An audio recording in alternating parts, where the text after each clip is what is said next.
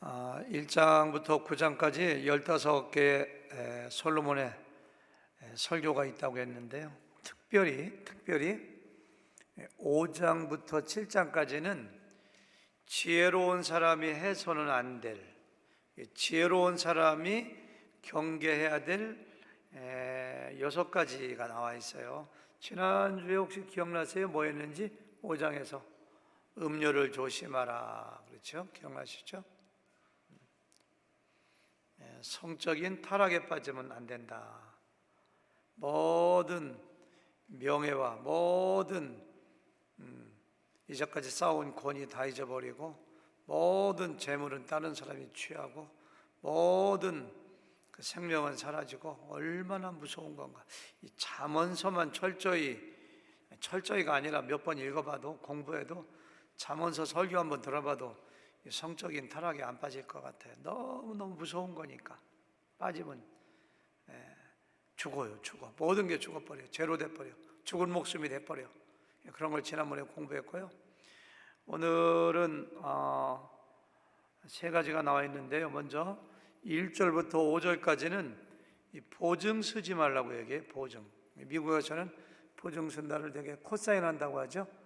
코사인 하지 말라. 누구 보증 서지 말라. 1절과 2절 같이 읽어볼까요? 시작. 내 아들아, 내가 만일 이웃을 위하여 담보하며 타인을 위하여 보증하였으면 내 입의 말로 내가 얽혔으며 내 입의 말로 인하여 잡히게 되었느니라. 이렇게 했어요. 얽혔으며, 2절 내 입의 말로 내가 얽혔으며, 얽혔으며, 이게 원어로 보면은 함정에 빠졌다, 덫에 걸렸다. 내가 누구 보증 섰니? 너 함정에 빠졌어. 이렇게 되는 거예요. 잡히게 되었느니라. 입의 말로 잡히게 되었다고 했잖아요. 잡히게 되었다는 것은 점령당했다, 누구한테 포로가 됐다, 그런 거거든요. 네가 누구한테 보증 섰으면 그 사람한테 포로가 됐어. 이렇게 했어요. 돈 꿔주는 것도 마찬가지입니다. 돈을 꿔줄 때 그러잖아요. 앉아서 꿔주고 서서 받는다. 서서 받으면 다행이지. 보증도 마찬가지예요. 보증 섰으면 너 함정에 빠졌어. 그 사람의 포로가 됐어. 이런 얘기예요. 여러분들 주변에 한국에서나 미국에서나 보증을 잘못 썼다가 재산 다 날리고 폐가 망신한 사람 한두 사람씩은 다 있으시죠? 김기영 전사님, 그런 분들 주변에 있으시죠? 몇 번 봤죠? 그런 얘기 듣기도 하고, 제 친구 목사 중에도 왜 이렇게 너희들 가난하냐, 그러니까 우리 아버지 엄마가 보증 섰다가 그런 얘기. 고대에도 마찬가지예요. 보증 섰다가 그 사람이 망하게 되면은 자기 재산 다 날리고, 갚아줄 재산이 없으면 자식이나 자기가 종으로 팔려가고, 폐가 망신하는 게 종종 있으니까 솔로몬이 아들에게 내 아들아 어디 가서 보증 서지 마, 담보물 제공하지 마, 이렇게 얘기하는 거예요. 지혜로운 사람은 그렇게 해야 된다는 거예요. 3절 제가 읽을게요. 내 아들아, 내가 내 이웃의 손에 빠졌은즉 이같이 하라. 이제 보증을 섰으면 처방을 하는 거예요. 어떻게 하라고? 너는 곧 가서 겸손히 내 이웃에게 간구하여 스스로 구원하되, 겸손히 무릎 꿇고 빌라는 거예요. 가서 내 눈을 잠들게 하지 말며 눈꺼풀을 감기게 하지 말고, 보증해서 헤어나기 전까지는 잠자지 말라는 거야. 졸지도 말고 눈꺼풀 감기게 하지 말고, 그 문제가 해결되기 전, 얼마나 따급하면, 얼마나 큰 거면은 5절 보니까요, 노루가 사냥꾼의 손에서 벗어나는 것 같이 새가 그물 치는 자의 손에서 벗어난 것 같이 스스로 구원하라. 그러니까 보증 서고 담보 서는 것은 새가 그물에 걸리는 거하고 똑같아. 노루가 덫에 걸려서 철사에 걸려서 막 다리가 끊어져 나갈 정도로 좀 있으면 죽어요. 헤어나오지 않으면. 풀어달라고 가서 사정하라, 이렇게 얘기해요. 현대인 성경으로 3, 4, 5절 다시 볼까요? 이것이 뭐야? 담보 서고 보증 섰으면 네가 네 이웃에게 걸려든 것이니 너는 이렇게 하여라. 그에게 속히 가서 겸손한 태도로. 겸손하다는 거에 원어로 보면은 무릎 꿇고 이거예요. 무릎 구부리고 무릎 꿇고 내가 보증선 것을 취소시켜 달라고 부탁한다. 부탁한다는 거에 원어로 보면 끈질기게 성가시일 정도로 이렇게 하라는 거예요. 안 돼! 그러면 계속 하라는 거예요. 가능한 한 거기서 빠져나오도록 하라. 네, 이렇게 얘기하고 있는 거예요.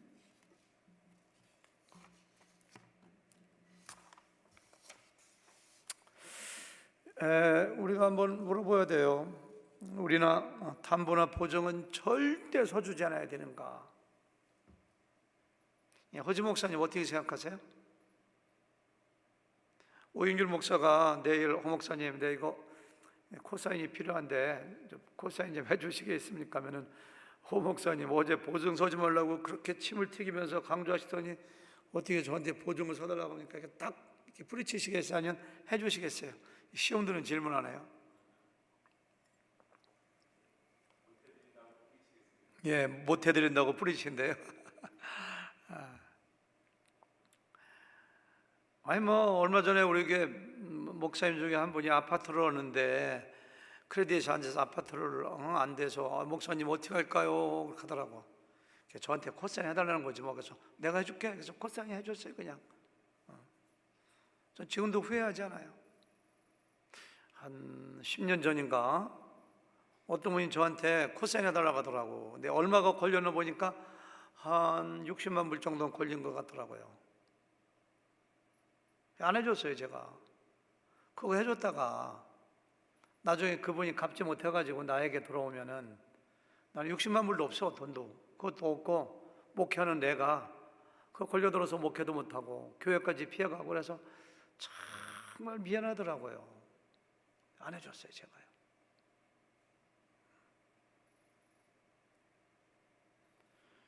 한 24, 5년 전에 제 아내가 우리 딸이 4살, 5살 때 무슨 비즈니스를 한다고 제 아내가 학생들 상담하는 거 그런 거 굉장히 좋아해요. 그래서 남편이 학원 강사니까 자기도 교육 사업을 하겠다고 돈이 뭐 한 3천만 원 그 당시 큰 겁니다. 근데 500만 원이 부족해. 은행에서도 빌릴 때 다 빌려보고 안 되고 그러니까 제 친한 친구한테 보증을 서달라고 했어요. 500만 원 싫다고 하더라고. 굉장히 섭섭하더라고요. 나를 그렇게 못 믿나. 근데 제 아내가 그 여자 고등학교 때 스승님한테 애기 업고 가서 선생님 보증 좀 서주세요. 얼마? 500만 원. 그까짓 거서 사인 팍 해주더래요. 그 선생님 저하고 같은 학교에 있었으니까 제 친구이기도 하고 나이는 좀 많지만 돌아가셨더라고. 그렇게 고맙더라고. 그렇게 미국 가면 꼭 찾아간다고 아내가 몇 번 얘기하더니 말만 했지 찾아가셨나?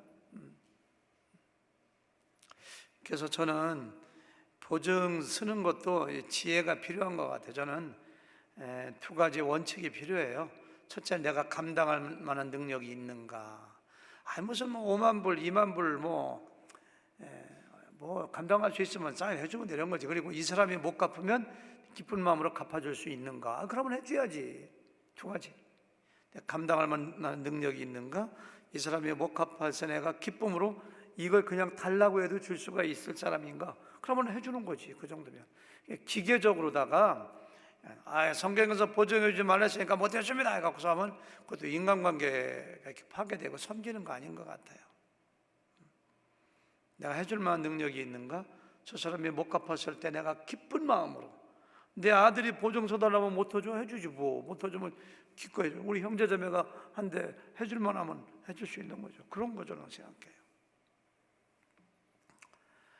그래서 너무 기계적으로 적용할 것도 아니고 또 너무 인정에 치우쳐가지고 어리석게 아무 때나 사인했다가 나중에 어려움 당해가지고 폐가 망신한 일이 없도록 지혜가 필요하다는 거죠. 지혜가. 저는 보증 서지 말라는 말씀 가운데 크게 2가지 교훈이 있다고 생각해요. 한 가지는 앞일은 아무도 모른다는 거예요. 앞일은. 보증 서달라는 사람은 내가 이 비즈니스 하는데 이 집을 사는데 뭐 하는데 틀림없이 성공할 테니까 서달라는 얘기인데 그건 아무도 몰라요. 너무 사람을 신뢰하지 말라는 거예요. 또 한 가지는요, 지혜로운 사람은 빈틈이 있어서 안 된다는 거예요. 빈틈이. 허술해서는 안 돼요. 장래 일에도 여지를 남겨두면 안 돼요. 좀 그런 교훈이 있다고 생각해요. 지혜로운 사람은 뱀같이 지혜로우라고 하잖아요. 뱀같이. 좀 지혜로워야지. 안 당하면서 살아야지. 우리는 순결하기는 좋은데 우리가 착하다고 해서 맨날 여기저기서 얻어 터지고 당하고 악한 사람들의 실수에 넘어가고 그러면 안 되잖아요. 그렇죠? 그래서 우리 지혜로운 하나님의 백성들은 그렇게 미래를 너무 신뢰하거나 사람을 신뢰하지도 말고 또 무슨 일이건 철저하게 홍수가 났을 때 제방 뚝이 무너지는 것은 작은 구멍 하나입니다. 그런 구멍 하나까지도 철저히 막을 수 있는 철저한 완벽주의자가 되라는 것은 아니지만 내가 할 수 있는 모든 방법은 열심히 하라, 이런 교훈이 있다고 생각해요. 두 번째 지혜로운, 지난번에는 음란에 빠지지 말라, 오늘은 뭐예요? 보증서지 말라. 세 번째는 게으르지 말라 이렇게 했어요. 게으르지 말라. 6절부터 8절까지 저 혼자 읽어볼게요. 6절입니다. 게으른 자여, 개미에게 가서 그가 하는 것을 보고 지혜를 얻으라. 지혜를 계속 얘기하죠. 개미는 두령도 없고 감독자도 없고 통치자도 없으되 본능에 의해서 하는 거지만 배울 교훈이 있다는 거예요. 감독자가 없어. 그런데도 열심히 일하거든요. 겨울을 위해서. 8절 먹을 것을 여름 동안에 예비하며 추수 때의 양식을 모으느니라. 9절 게으른 자여, 내가 어느 때까지 누워 있겠느냐? 내가 어느 때에 잠이 깨어 일어나겠느냐? 게으른 자의 특징이 침대에 등을 딱 붙이고 오래 있는 거거든요. 게으름의 특징입니다. 밤낮으로 좀 더 자자, 좀 더 졸자, 손을 모으고 좀 더 누워있자 하면 내 빈궁이 강도같이 오며 내 곤핍이 군사같이 이르리라. 좀 더 자자. 제가 대학교 때 성경 읽을 때 좀 더 자자, 좀 더 졸자, 손을 모으고 좀 더 눕자 하면 빈궁이 강도같이 이르고 궁핍이 군대같이. 강도같이 이른다는 것은 나도 모르는 사이에 가난해진다는 거예요. 강도는 몰래 오잖아요. 군대같이 온다는 것은 불가항력이라는 거예요. 군대가 오는 걸 어떻게 막아? 개인이. 이 말씀이 잠언서에 3번 나와요. 좀 더 졸자, 좀 더 자자. 이것이 계속 앞으로 또 나올 거예요. 부지런한 것은 지혜로운 사람의 하나님께서 보시기에 굉장히 큰 덕목입니다. 우리가 지금 6장 보고 있잖아요. 저 뒤에 보면 24장, 26장, 적을 필요 없어요. 27장, 30장 4번이나 더 나와요. 부지런한 거에 대해서. 게으른 것이 얼마나 악한 것이. 나중에 달란트 나눠줬잖아요. 1달란트, 2달란트, 5달란트. 그때 책망을 어떻게 하죠? 악하고 그 다음 뭐예요? 게으른 종아. 하나님께서 보시기에 게으른 것은 악한 겁니다. 악한 거예요. 하나만 더 볼까요? 잠언서 24장 거기도 나와요. 좀 더 자자 그거. 자, 이게 지금 솔로몬이 쓴 거잖아요. 네, 솔로몬은 어떤 사물이나 어떤 상황에서 지혜를 얻는 사람, 놀라운 사람이에요. 내가 게으른 자의 밭과 지혜 없는 자의 포도원을 지나며 본즉 가시덤불이 그 전부에 퍼졌으며 그 지면이 거친 풀로 덮였고 돌담이 무너져 있기로. 솔로몬은 농사를 지어본 적도 없습니다. 왕의 아들이고 지금 왕입니다. 농사에 관심도 별로 없어요.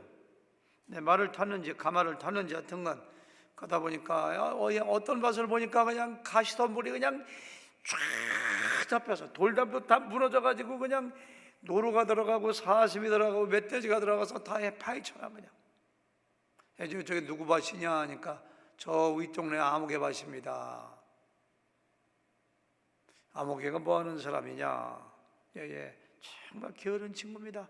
맨날 고수만 치고 주먹에 가서 막걸리만 마시는 친구입니다. 그러니까 저렇구나. 그래서 그걸 보고서 포도원을 지나며 본즉 봤다고 했잖아요. 32절도 내가 보고 생각이 깊었고, 그거 뭐 불이도 편인데 뭐 생각이 깊을 게 뭐가 있어. 근데 지혜자는 달라요. 생각이 깊어요. 또 내가 보고 훈계를 받았노라. 아니 솔로몬 같이 지혜로운 왕이 아니 뭐 그냥 밭에 그냥 가시덤불이 참 깊이 생각한 거예요. 그래서 훈계를 받은 게 뭐냐? 아까 읽었던 거. 내가 좀 더 자자, 좀 더 졸자. 솔로몬이 이 말 되게 좋아해요. 3번이나 쓴 거 보니까 손을 모으고 좀 더 누워 있자 이렇게 하는 거예요. 내 빈궁이 강도가 좋으며 내 골핍이 군사같이 이르리라. 그러니까 솔로몬은 그 황폐해진 밭을 보고서 충격을 받은 거예요. 충격을. 자고 누워 있고 조는 게 죄인가요? 아니죠. 자야지. 졸리면 졸아야지. 누워 있는 것도 피로백이 되지. 근데 문제가 뭔지 아세요? 좀 더. 머리털 좀 더. 조금만 더. 조금만 더. 잘 만큼 잤어. 졸 만큼 졸았어요. 벌떡 일어나서 일터에 나가고 밭에 나가고 일어나서 큐티하고 해야 되는데 조금만 더. 조금만 더. 조금만 더. 이렇게. 그 죄라는 거예요. 죄. 제가 이런 생각했어요. 솔로몬이 게으르면 가난해진다. 필연적으로 막을 수 없이 반드시 가난해지고 궁핍해진다. 이 경제적인 측면만 보고 얘기한 것일까? 솔로몬이 정말 지혜로운 사람인데, 아니 여러분, 게으르면 가난해진다. 그거 누구 몰라? 다 알지. 게으르면 가난해져. 그거 다 알지, 그죠? 근데 솔로몬이 그거 얘기하는 건가 이게? 성경은 영적인 책이거든요, 사실은. 저는 여기에 함의되어 있는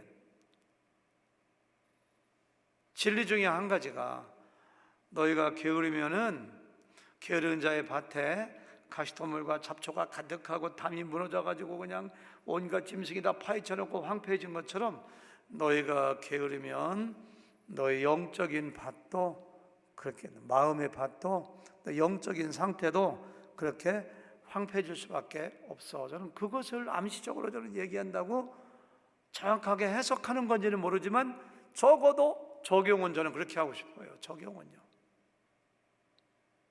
물론 게으르면 일하기 싫으면 가난해지지, 확실하죠. 근데 이것을 저는 우리 영적인 데 적용해 보는 것이 굉장히 중요하다고 생각해요. 솔로몬이 밭을 보고 얘기했거든요. 성경에서는 우리 마음을 뭐라고 해요? 마음의 밭이라고 해요. 예수님도 4가지 밭의 종류를 마음에 이렇게 비유해서 말씀하셨고요. 너희는 너희 마음을 기경하라 이렇게 했거든요. 마음을 갈아라. 굳은 마음을 제하고, 땅이 딱딱해지면 갈아 없는 것처럼 굳어질 마음도 제하고 부드러운 마음 가져라 얘기해요. 그래서 우리 마음에 어떠한 씨앗을 뿌렸는가, 내 마음에 무엇이 자라고 있는가, 영적인 상태가 어떠한 것인가, 그걸 우리에게 묻고 있는 거예요. 아침에 일어나면 이빨 닦고 세수하고 밥 먹고 직장 나가고 사업터나고 하루 종일 하다가 집에 와서 간단히 밥 먹고 샤워하고 조금 TV 뒤적뒤적 하다가, 그리고 아이패드 보고 뉴스 보다 또 자고 나가고 이렇게 큐티 한번 하지 않아요? 기도 한번 하지 않아요? 제자 훈련 한번 받잖아요. 주일날 되면 성경책 툭툭, 내 성경책 어딨어? 찾아가지고 그냥 예배자리에 그냥 듣는 둥 마는 둥 조는 둥 일주일 내내 그냥 세상과 사는 말씀이 귀에 들어와. 경험을 따라 목사님 설교는 길어. 오늘 설교 중에 왜 이렇게 안 하셨어? 귀에 들어와야지 말씀하다가 이튿날 또 나가고. 이게 영적으로 게으른 사람들이에요. 마음에 가시밭만 있어요. 마음에 잡초가 무성해요. 물을 지킬 만한 것보다 내 마음을 더 지키라고 했는데, 마음에 그냥 담이 다 무너져가지고 그냥 사탄이 와가지고 불평, 원망, 탐욕, 정욕, 이런 것들은 그냥 꽉 차 있어요. 절망하고 의심하고 분노하고 화내고 그냥 이런 게 마음이 가득 차 있어요. 이게 솔로몬이 본 밭하고 똑같은 거예요, 사실은. 기도하면서 나의 죄를 회개하고 말씀을 묵상하고 하나님과 늘 교제하고 하나님과 거룩하게 살겠습니다. 사탄이 악한 가라지를 뿌리면 내가 뽑아내고, 사탄아 물러갈지어다 말씀으로 이기고 하면서 내 마음밭을 잘 관리하면 마음이 화평해요. 설령 누가 나에게 아픔을 주더라도 잘 참아내요. 모든 사람과 잘 지내요. 내 마음 가운데 왜 이렇게 행복하지? 가진 것이 없는데 왜 이렇게 행복하지? 기쁨이 충만해요. 마음이 좀 이런 상태가 돼야 되는데, 게으른 사람은 어떻게 된다고요? 마음이 황폐해져요. 가난해져요. 영적으로.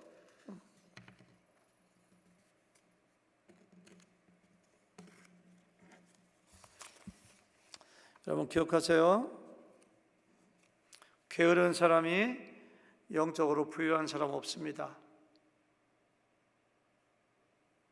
게으른 사람이 영적으로 성장하는 예는 없습니다. 게으른 사람 가운데 탁월한 영성을 소유한 사람 없습니다. 이른 아침에 일찍 일어나고 말씀 보고, 저도 그냥 다 집어래요. 평생, 아내하고도 요즘 그런 얘기를 많이 해요. 평생 내가 하루에 말씀을 3시간, 4시간 보고, 설령 이제 목회 일선에서 물러나더라도 내가 말씀과 더불어 살아야 되겠구나. 그런 결심을 많이. 왜? 내 마음밭 때문에 하나님께 꼭 기도해야 되겠구나. 여러분들 그 결심하셔야 됩니다. 게으르면은 내 영혼의 밭도 황폐해져요. 그걸 여기서 저는 말씀한다고요. 우리가 요즘 로마서 공부하잖아요. 오늘 민노식 목사님 묵상한 대목이라고 생각되는데요. 맞아요. 오늘 한 것 같아요.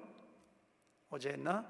로마서 12장 11절 다 같이 읽을까요? 시작. 부지런하여 게으르지 말고 열심을 품고 주를 섬기라. 이 로마서 12장 11절이에요.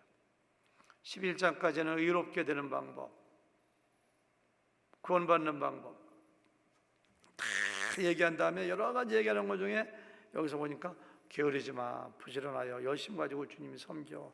하나님의 명령이거든요. 명령. 우리가 그렇게 살아야 돼요.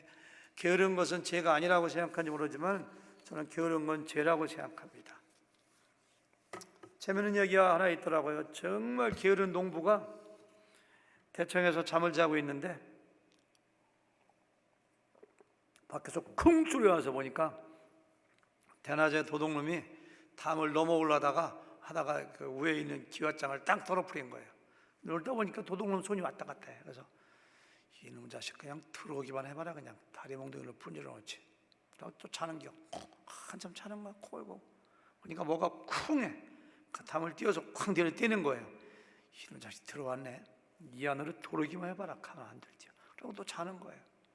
이상한 소리 나서 보니까 옆에 살검살검 걸어 들어가요. 그래서 이놈 자식 나오기만 하라. 그냥 나올 때 가만 둬.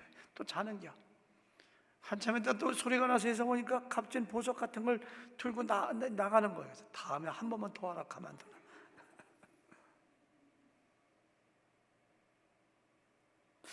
어쩌면 이것이 우리의 모습 아닐까 생각해요. 다음부터 열심히 하면 되지 뭐. 다음에는 내가 꼭 새벽 기도 나가야지. 다음에는 내가 뭐 해야지. 한 번만 더 이제 기회 주시면 뭐 해야지. 값진 물건 다 가지고 갔는데 뭘. 한 번만 더 하지 뭐. 조금 더 있다 하지 뭐. 조금 더 졸지 뭐. 조금 더 자지 뭐. 그것이 오늘 말씀을 통해서 우리에게 주시는 거라고 생각해요.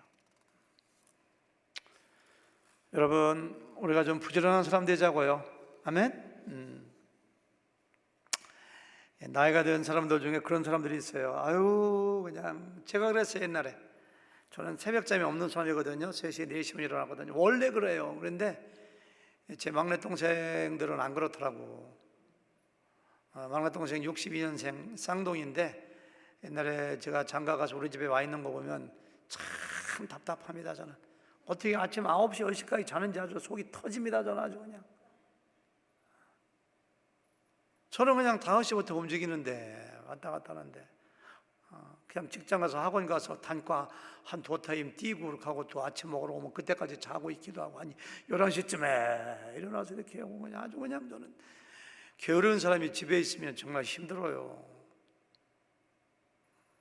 그래서 성경에 참 재밌는 말씀 10장 26절 그때 가서 또 보겠습니다만 이 말이 너무 재밌어서 시작. 게으른 자는 그 부리는 사람에게 마치 이에 초 같고 눈에 연기 같더니라. 이빨에 초가 오면은 이빨이 상해요. 이빨이 사가. 눈에 연기 들어와봐 눈물 나지. 게으른 사람. 제가 만약에 어떤 사업하는데 게으른 직원이 있다, 저는 한 번, 두 번, 세 번 경고해서 안 고쳐주면 잘라버릴 것 같아요. 그렇지. 하나님 심정은 안 그렇겠어요. 우리한테 마찬가지지. 근데 부지런한 사람은 얼마나 보기 좋은지. 잠언서 25장 13절 다 같이 시작. 충성된 사자는 그를 보낸 이에게 마치 추수하는 날의 얼음 냉수 같아서 능히 그 주인의 마음을 시원하게 하느니라. 충성된 사자. 부지런하지 아니하고 충성될 수가 있나요? 그렇죠? 충성된 부지런한 마찬가지야. 부지런한 사람 보낸 이에게 와 그냥 막 추수 막 땀나다가 그냥 냉수 먹을 때 시원함. 그렇죠? 제가 금방 못 마르는데 이건 누가 떠드나 감사합니다. 아주 그냥 너무너무 시원해. 그냥 팍 그런 것처럼. 그렇죠? 좀 하나님께 우리가 좀 하나님의 마음을 시원하게 드려야죠. 그러기 위해서는 어떻게 해야 된다고요? 부지런해야 된다고요. 저도 부지런해야 되겠다고 다시 한번 이 말씀을 준비하면서 결심했습니다. 12절부터 15절까지는요 불량한 사람, 악한 사람. 불량한 사람은 무익한 사람이에요. 어디 가도 늘 말썽 일으키는 사람, 불량한 사람, 제 할 일을 제때 못하는 사람들의 특징을 얘기하고 그 사람들의 운명을 얘기해요. 불량한 사람은 첫 번째 잘못된 언어 생활을 한대. 늘 구부러진 말을 한대요. 12절 시작. 불량하고 악한 자는 구부러진 말을 하고 다니며. 구부러졌다면 거짓말, 이치에 닿지 않는 말. 그래서 공동번역에 보니까 거짓말이나 하고 돌아다닌다. 새 번역에서는 그릇된 말이나 하고 돌아다닌다 이렇게 했어요. 가정도 마찬가지고요, 목장도 마찬가지고 교회도 마찬가지고 공동체의 분란은 잘못된 말에서 시작됩니다. 90%는 그래요. 여러분들은 좀 덕 있는 사람 됐으면 좋겠어요. 저도 늘 노력하고 좀 마음이 커가지고 어떤 말을 듣잖아요. 그러면 들었어도 못 들은 척. 어디 가서 왜 그런 말을 전해? 상대방 들어서 기분 나쁠 말을. 그냥 마음이 뒤틀려가지고 왜곡된 말을 하고. 그래서 불량하고 악한 사람은 제일 먼저 언어 생활이 구부러졌어. 잘못된 구부러진 말, 거짓말, 덕이 없는 말, 은혜가 안 되는 말을 하고 다닌다는 거예요. 그 다음에 두 번째는 바로 뭐냐면은, 두 번째 불량한 사람은 특징이 읽어볼까요? 13절 시작. 눈짓을 하며 발로 뜻을 보이며 손가락질을 하며. 우리 나경원 자매 이게 무슨 뜻 같아요? 눈짓을 하며 발로 뜻을 보이며 손가락. 이런데 해석이 필요하거든요. 눈짓을 한다는 것은 다른 사람들께 속이기 위해서, 악한 일을 하기 위해서 말로 하면 되는데 이렇게 하는 것처럼 남 속이기 위해서 이렇게 눈을 깜빡거리는 거예요. 공범들끼리. 발짓, 손짓 다 마찬가지예요. 손가락질 한다면 멀리 있는 사람에게 이렇게 하는 거 이렇게 있죠. 이거 뭐예요? 한마디로 속임수. 그래서 악하고 불량한 사람들은 정정당당하게 말로 하지 아니하고 뭐 이렇게 숨길 게 많어. 그냥. 그래서 그들은 늘 다툼을 일으켜요. 14절 시작. 그의 마음에 패역을 품으며 항상 악을 꾀하며 다툼을 일으키는다. 현대인 성경을 읽어볼까요? 다 같이 시작. 그 마음은 삐뚤어지고 잘못되어 항상 악한 음모를 꾸미며 어디를 가나 말썽만 일으킨다. 그런 사람들을 흔히 봐요. 어느 공동체 가면은 왜 이렇게 싸움과 말썽이 일어나면 그 사람이 꼭 꼈어. 아주 그냥 다툼에 다 연결되어 있어. 아주 그냥. 근데 그 사람 얘기해 보면 자기가 다 잘했고 자기는 억울하대.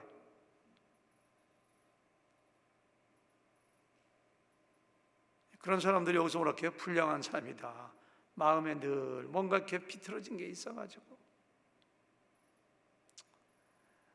여러분들 누구하고 이렇게 갈등 생기고 싸우잖아요. 억울하다고 너무 큰 소리 치지 마세요. 똑같은 거에 둘 다가 사실은. 진짜 예수님 성품 달고 성숙하잖아요. 억울한 일 당해도 그럴 수도 있지 뭐. 내가 더 참아야지 뭐. 누가 좀 무시했다고 해서 그냥 억울하다고 분하다고 그렇게 그냥 그렇게 할 거 없어요. 예수님 안 그러셨어요. 나도 잘못하고 상대방도 잘못해. 근데 성숙한 사람은 그냥 참는 거예요. 지혜로운 사람은 참어. 그냥.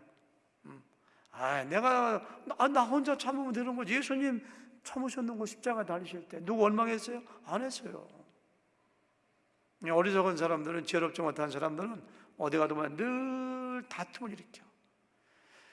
여기 모인 우리 모든 여러분, 저와 여러분들, 이 방송 듣는 모든 분들은 내가 평생 동안 살면서 누구하고 절대로 다툼을 일으키지 않으리라. 큰 대신 이 인생을 살다 보면 못마땅한 게 얼마나 많은데, 가족끼리도 마찬가지예요. 가족끼리도 얼마나 억울하고 힘든 게 많은데, 따지고 싶은 게 얼마나 많은데 목장에서 없어. 근데 우리가 예수님 닮았으면 어떻게 해야 돼요? 참고 지나가. 내가 혼자 지혜로운 사람이죠. 15절에서는 이렇게 불량하고 악한 사람 운명 시작. 그러므로 그의 재앙이 갑자기 내려 당장에 멸망하여 살릴 길이 없으리라. 그래서 악한 사람을 내가 원수가 부려고 하지 마세요. 무지무지하게 어렵지만 악을 선으로 갚아야 됩니다. 우리는요. 하나님이 여기 있잖아요. 멸망하여 살리. 하나님이 갚아주시는 거예요. 우리에게 갚을 권한이 없다는 거예요. 16절부터 19절까지는요, 네 번째 지혜로운 사람이 하지 말아야 될 네 번째 게 나와 있는데요. 재밌어요. 하나님이 가증히 여기시는 것 67가지. 근데 가증히 여기는 것 중에서 7가지 나와 있어요. 16절 저 혼자 읽을게요. 여호와께서 미워하시는 것, 곧 그의 마음에 싫어하시는 것. 옛날 성경 보니까 가증히 여기는 거라고 했거든요. 67가지이니 첫째, 신체적으로 얘기했어요. 교만한 눈, 자기가 최고, 교만한 눈, 거짓된 혀, 무죄한 자의 피를 흘리는 손, 악한 계교를 끼하는 마음. 앞에서도 이런 거 신체에 비교해서 나왔죠? 여기 또 나왔어요. 빨리 악으로 달려가는 발. 그 다음에 6번째 19절 거짓을 말하는 망령된 증인. 마지막으로 7번째 형제 사이를 이간하는 자인이라. 이렇게 했어요. 사람의 죄성을 가진 사람이, 우리는 그래서 안 되지만, 사람이 없는 데서는 상감마마도 욕하는데, 임금님도 욕하고 대통령도 욕하는데, 누가 없으면 좋은 것은 아니지만 지나가는 말로 컴플레인 할 수 있지. 그렇죠? 그걸 들은 사람이, 전화한 사람이 더 나빠가서, 그 친구가 너한테 이렇게 하더라. 오히려 덮어줘야지. 그때 만났다며 무슨 얘기했어? 그 친구가 9마디 욕하고 한마디 좋은 거 얘기했으면 그 한마디만 얘기하면 되지. 그 친구가 얘기하는데 너 굉장히 좋다고 하더라. 그 얘기하면 되지. 이간질하는 건 무조건 되고 하나님의 성품 아닙니다. 이간질하는 것은 무조건 되고 하나님의 공동체를 파괴합니다. 가정 공동체도 파괴하고 인간관계를 전부 다가 원수로 만들어버려요. 우리 교회 성도님들은 말 전하지 마세요. 절대로. 벙어리가 돼야 돼요. 그런 때는 안 좋은 말에 대해서는 좋은 말만 전해요. 좋은 말만. 어떤 사람이 자기의 속이 너무너무 답답하고 속이 터지니까 나를 친하다고 생각해서 이것저것 속을 다 털어놨으면 힘들구나 생각하고 기도해주고 알았어 하고서 꽉 입 닫고 있어야지. 왜 저쪽에 가가지고서 이러쿵저러쿵 얘기하고. 우리 교회 그런 일 거의 없어요. 앞으로도 없어야 돼요. 그러면 안 돼요. 공동체를 그냥 쑥대밭으로 막 만들어놔. 그러니까 여기서 하나님이 가증히 여기는 거, 싫어하는 것 중에 한 가지가 뭐예요? 남을 뭐 하는 거라고요? 이간질하는 거. 저는 이간질 안 해요. 저는요. 누가 막 한마디만 딱 누구한테 줘주면 둘 사이 왼수 됩니다. 그거 알기 때문에 안 해요. 저는. 덕을 세워야 돼요. 저 사람을 가깝게 해줘야지. 가깝게. 그래요, 안 그래요? 아멘? 네.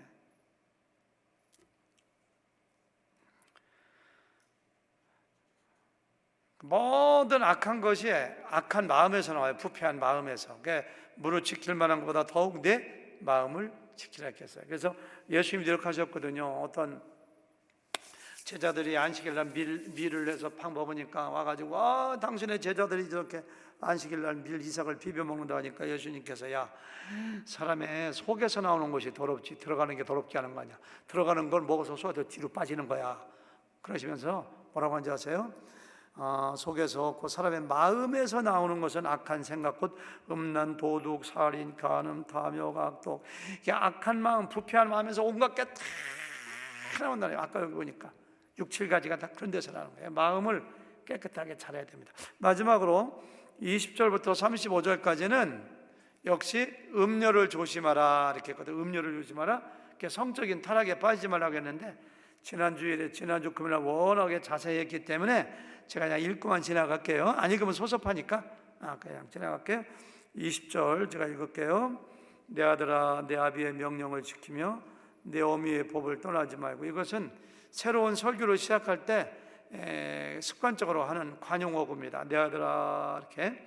21절 그것을 항상 내 마음에 새기며 내 목에 매라. 앞에서 나와서 저런 표현이요.